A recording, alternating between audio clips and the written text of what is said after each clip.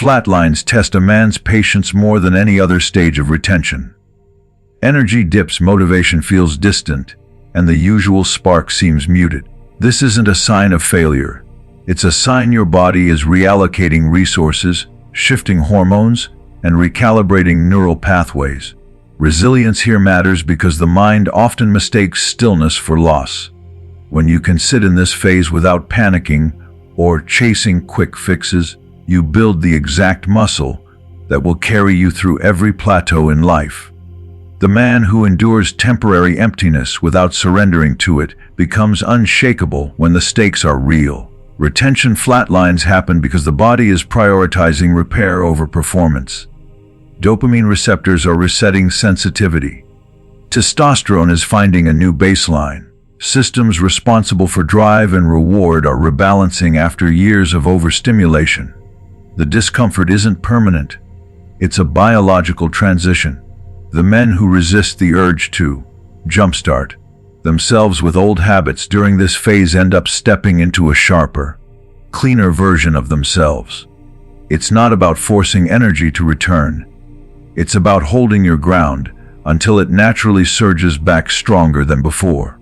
That's the psychological win flatlines were designed to teach. Section 1. Biological dip. A flatline is the brain's correction phase after years of overstimulation from artificial sexual triggers.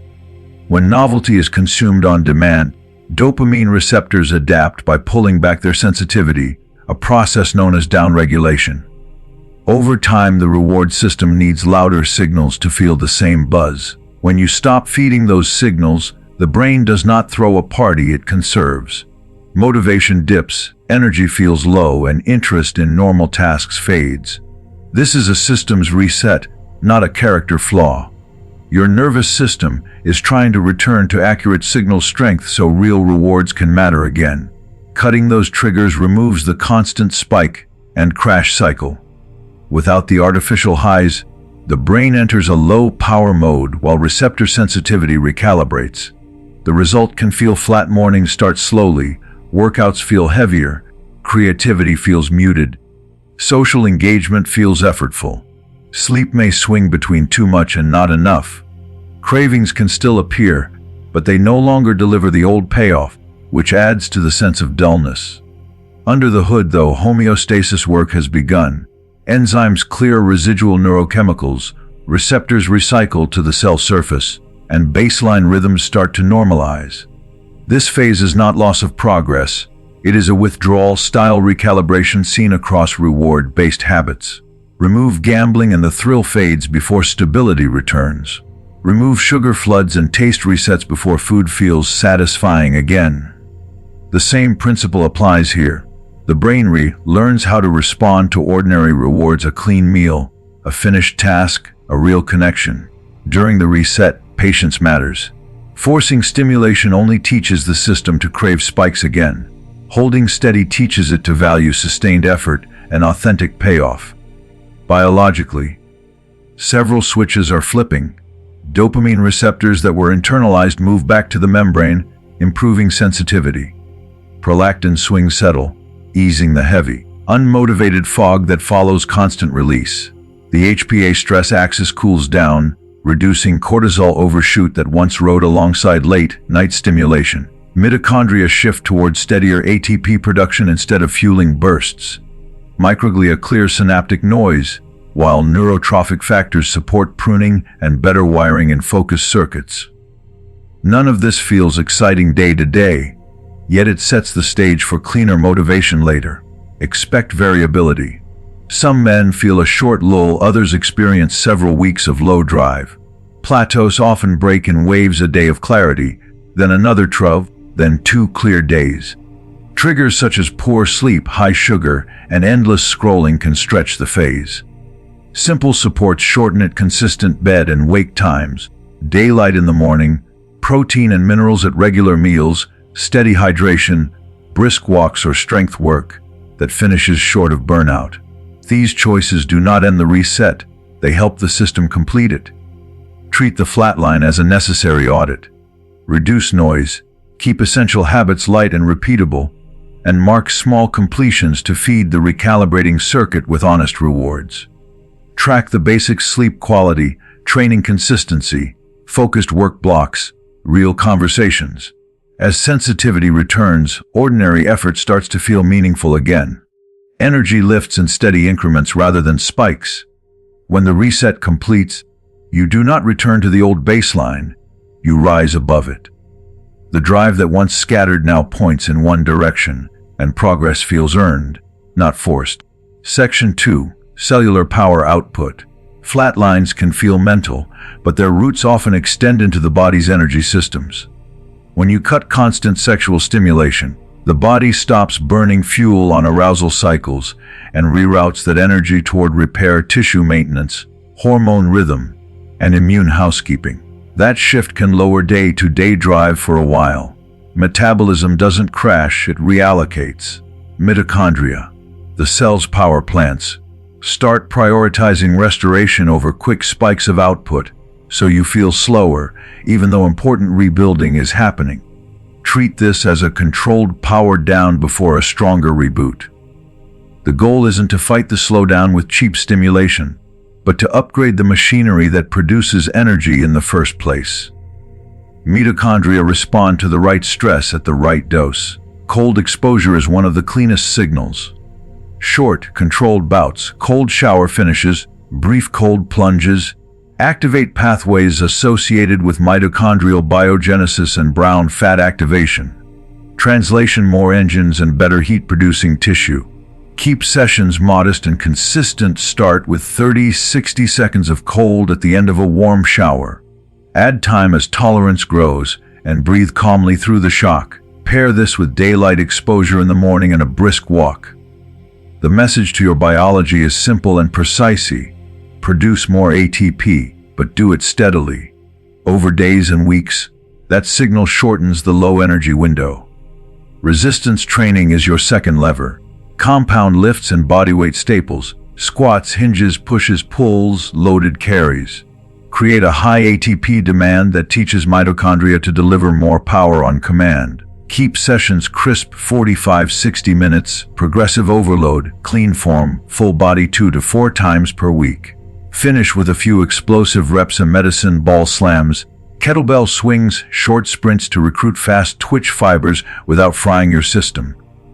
Strength work improves insulin sensitivity, raises androgen signaling, and upgrades neuromuscular efficiency, all of which convert into better motivation and sharper execution outside the gym. You're not chasing a pump, you're building engines that pay dividends all day. Fuel matters. During a flatline, nutrient density is non-negotiable. Anchor each meal with quality protein: eggs, fish, lean meats, legumes. Add smart fats, olive oil, avocado, nuts, and pack in minerals and phytonutrients from vegetables and berries. Support ATP production with the basics: magnesium, potassium, sodium balance, B vitamins, zinc and selenium. Creatine monohydrate 3-5 guide day to buffer cellular energy. Omega-3s for membrane health. Keep hydration steady and control blood sugar by centering protein and fiber before starch. This isn't a fad, it's raw material for mitochondria. When cells get the cofactors they need, the lights come back on faster and stay on longer. Tie it together with routine. Sleep in a consistent window, cool and dark room, no heavy screens late. Stack micro habits that amplify energy. Nasal breathing during training, 2 to 3 10-minute walks after meals, brief sunlight breaks, and caffeine timed early, not all day. Keep your mental workload organized: 1 priority block in the morning, 1 in the afternoon, nothing heroic.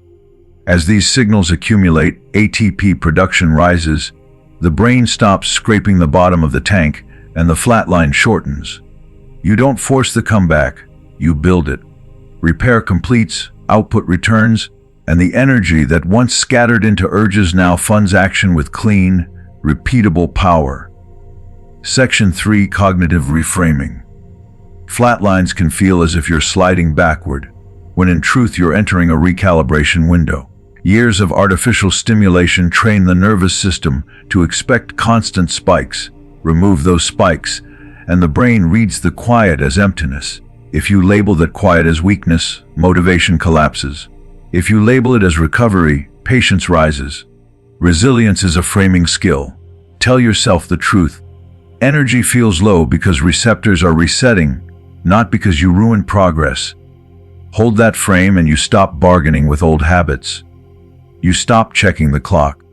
You start respecting the cycle: downshift, rebuild, return stronger. That story determines whether you break or harden. The brain hunts for meaning during dips and often chooses the harshest explanation.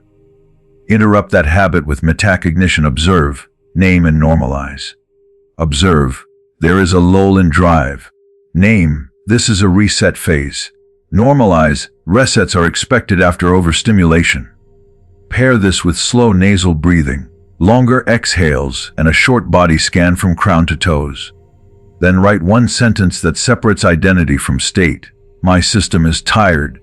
My standard remains. This tiny distance turns panic into patience. You haven't failed, you're collecting yourself.